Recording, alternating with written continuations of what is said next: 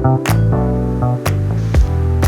everyone, I'm back to answer another question that we often get about tomahawk.vc, and that question is, what does global first mean and what does it entail? So global first is a term that we've invented to describe the companies that we invest in.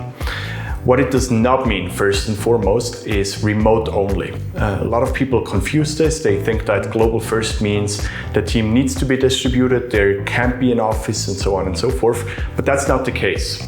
We very much believe that there is value sometimes to having a group of people, maybe one department or even the whole team at the beginning in one office. But we also strongly believe that every modern founder should set themselves up from the beginning so they can tap into a global pool of talent. We believe that nowadays it's become so easy to work together remotely, and a lot of us learned this for the first time during COVID when we all work from home and we are forced to communicate to each other via video and phone calls mostly. It's become so easy that it's just too much of an opportunity cost not to set yourself up so that you can work with a global workforce.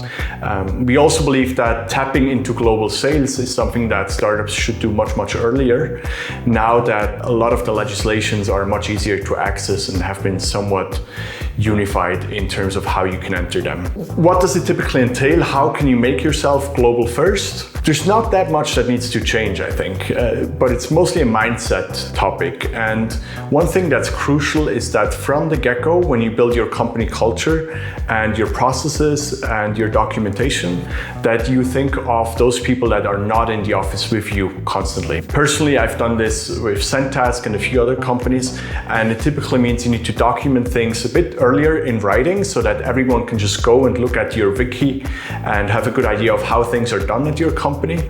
And then you want to think about how you get to know the person on the other end of the camera or the person behind the Slack name. So for us at Zentask, that meant that typically after the weekly all hands, we kept about 30 minutes in the calendar for us to stay on the video call and do something together that has nothing to do with work.